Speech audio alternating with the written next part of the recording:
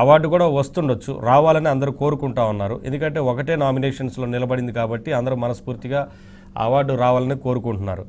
Short ఫిలిమ్స్లోనే కొంచెం మనకి ఊరట లభిస్తుంది అనుకోవచ్చా? వీటి పరంగా అవార్డులు వస్తున్నాయి కదా. ఎస్ అండి, అంటే మోస్ట్లీ షార్ట్ ఫిల్మ్స్ అనేది కాంపిటీషన్ తక్కువ ఉంటుందండి. ఇక్కడ స్టాండర్డ్స్ వాళ్ళు ఏదైతే స్టాండర్డ్స్ కావాలో ఆ స్టాండర్డ్స్ లో మన వాళ్ళు గతంలో ఇప్పుడు మురళీ గారు చెప్పినట్టు ఏదైతే డైరెక్టర్ ఉన్నారో ఈ డైరెక్టర్ అంతకు ముందు సినిమాలో పనిచేశారు. ఆ సినిమాకి ఆస్కార్ వచ్చింది. ఆస్కార్ ఒకసారి ఒక సినిమాకి ఆస్కార్ వస్తే ఆ సినిమాలో పనిచేసిన ఒక 4 మెంబర్స్ కి 3 మెంబర్స్ కి ఆస్కార్ నామినేషన్స్ లో ఓటింగ్ రైట్స్ ఇస్తారు ప్రతిసారి. ఇప్పుడు రాజమౌళి గారికి, ప్రభాస్ గారికి, కీరవాణి గారికి ఓటింగ్ రైట్స్ ఉన్నాయి. సో అలాగే అంత ముందు పనిచేసిన వాళ్ళకి ఓటింగ్ రైట్ ఉంటుంది కాబట్టి ప్రతిసారి 15 days 20 days ఆస్కార్ ఒక ఫెస్టివల్ లా జరుగుతుంటాయి. అక్కడ షోస్ ప్రెజెంటేషన్స్ ఉంటాయి. సో అక్కడ వాళ్ళన్నీ తెలుస్తాయి ఏంటి ఏది ఏ కేటగిరీలో కాంపిటీషన్ ఎక్కువ ఉంది, ఏ కేటగిరీలో తక్కువ ఉంది కాంపిటీషన్. ఆ పాయింట్ పట్టుకోగలిగితే షార్ట్ ఫిల్మ్స్ వస్తాయి. సో ఇప్పుడు మోంగా అనే ఆమె తను ఏం చేశారంటే ఎలిఫెంట్స్ మీద స్టోరీ చేశారు. మన కేరళలో ఎలిఫెంట్స్ ఇది ఉంటుంది. సో దాన్ని ఆ స్టాండర్డ్స్ తగ్గట్టుగా ఒక లైఫ్ సైకిల్ చేశారు. సో దానికి 2023లో అవార్డు వచ్చింది. సో ఆమెతో నెక్స్ట్ మళ్ళీ టార్గెట్ పెట్టుకున్నారు 2024 అవార్డ్స్ కి దీనికి కూడా రావాలని. సో ఫిల్మ్స్ దానికి మళ్ళీ హాలీవుడ్ లో ఆమె అక్కడే ఉంటుంది కాబట్టి అక్కడ కొన్ని ఫిలిమ్స్ సిరీస్లు చేస్తుంది కాబట్టి ఆమె ఇన్వెస్ట్ చేసింది. అంటే యాజ్ అ ప్రొడ్యూసర్ గా తను ఎంకరేజ్ చేసింది. సో ఆల్ స్టాండర్డ్స్ కోసం అక్కడే ఫిల్మ్ చేశారు. ఇంగ్లీష్ ఫిల్మ్ కాబట్టి షార్ట్ ఫిల్మ్ ప్రెజెంటేషన్ కూడా ఈజీ. అంటే ఇప్పుడు ఫీచర్ ఫిల్మ్ అనుకోండి, అంటే ఇప్పుడు ఓట్ రైట్ అనేది ఇప్పుడు మొన్న నాటు సాంగ్ వచ్చినప్పుడు అవార్డు, ఇప్పుడు వీళ్ళకి అందరికీ ఓట్ రైట్ ఉంది అక్కడ ఈ ఆస్కార్ నామినేషన్స్ లో ఉన్న అవార్డ్స్ కి 3-4 ఇస్తారండి. అంటే 4 మెంబర్స్ కానీ 3 మెంబర్స్ కానీ ఇస్తారు ఓటింగ్ రైట్. ఏది ఇప్పుడు మీరు అన్నారు కదా, ఇప్పుడు ఆ 4000 మంది మెంబర్స్ లో వీళ్ళు ఉంటారనా? వీళ్ళు కూడా ఉంటుంది ఓటింగ్ రైట్. వీళ్ళు కూడా ఓటేయచ్చు. అంటే ఆన్లైన్ లో వేస్తారా? ఆన్లైన్ లో వేస్తారు, ఆఫ్లైన్ కూడా వెళ్ళి చూడొచ్చు. వాళ్ళు ఇన్విటేషన్ పంపిస్తారు.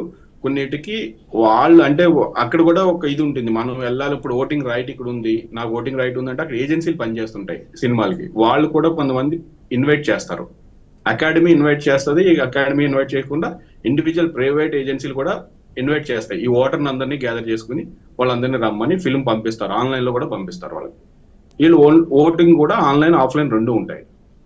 సో వీళ్ళు ఆ రోజు అప్పుడు జరిగే 1 week జరిగే ఇప్పుడు ఒక క్లారిటీ వచ్చిందండి మీరు చెప్తున్న దాంట్లో. ఇప్పుడు ఈ 4000 5,000 మంది ఓటర్స్ ఉన్నారనుకోండి, మెంబర్స్ అనుకోండి, పోనీ వారందరూ గతంలో అవార్డులు పొందిన వాళ్ళు, లేదంటే వాళ్ళ సినిమాలు నామినేట్ అయ్యి ఉండొచ్చు, లేదా వాళ్ళు ఏదో కేటగిరీలో అక్కడికి ఆ వేదిక మీద రావడం కారణంతో వారికి ఆ ఓటు ఉందని అనుకోవచ్చా?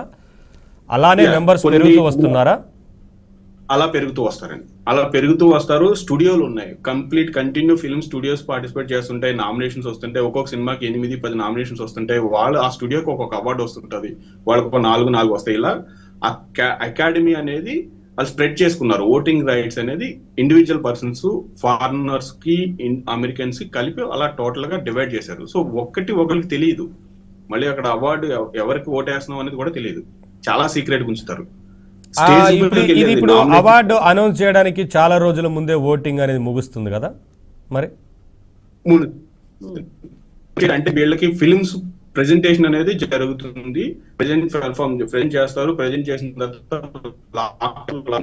పెడతారు. పెట్టిన తర్వాత స్ట్రిక్ట్ గా చేస్తారు. ఓటింగ్ ఎవరికి ఏం వచ్చింది అనేది ఆ రోజు స్టేజ్ వరకు కూడా ఎవరికి తెలియదు. మన ఇండియన్ ఫిల్మ్స్ అంటే ఇన్ని డేస్ అండ్ టైం ఉంటుందేమో, ఆ టైం లోపల ఓటు వేసుకుంటూ వెళ్ళొచ్చు ఎవరైనా వారికి నచ్చిన టైంలో. ఇప్పుడు మీరు చెప్పిన దాన్ని బట్టి నలుగురికి ఓటు ఉంది అని అనుకుంటే, ఒకవేళ నామినేషన్స్ లో వేయడానికి అంటే రాజమౌళి గారికి, లేదా ఆ రోజున అవార్డు తీసుకున్న ఒక ఇద్దరికి, లేదంటే ఆ ఇద్దరు హీరోల్లో ఎవరికైనా, రాజమౌళి గారికి, కీరవాణి గారికి ఇస్తే ప్రొడ్యూసర్ కి ఇచ్చి ఉండొచ్చు, లేకపోతే హీరోకి ఇచ్చి ఉండొచ్చు. ఇద్దరు హీరోలకు ఉన్నాయి.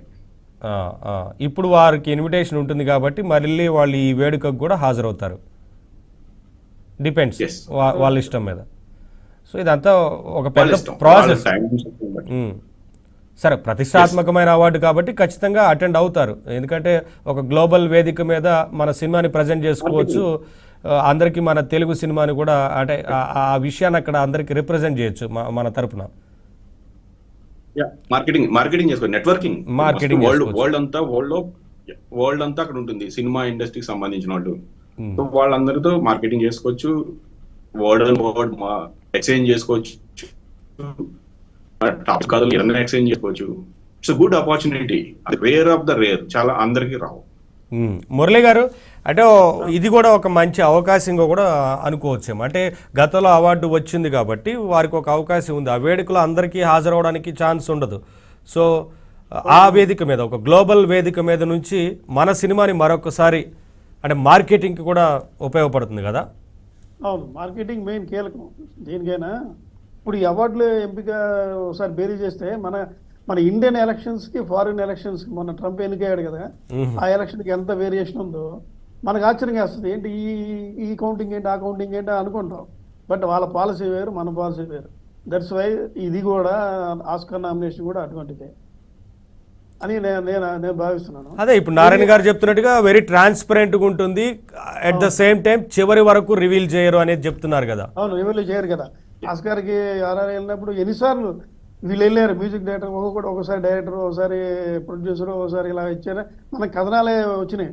అదే ఆల్రెడీ వాళ్ళు చాలాసార్లు వెళ్ళారు. అక్కడ వెళ్ళినందుకే ఖర్చు అవుతుంది. అక్కడ మీడియేటర్ ఉంటారు, అక్కడ పిఆర్ ఉంటుంది. పిఆర్ని మెయింటైన్ చేశారని కూడా ఒక సందర్భంలో అది సూచాయిగా చెప్పారు ఒకసారి. అంటే పిఆర్ అంత పటిష్టంగా ఉంటుంది.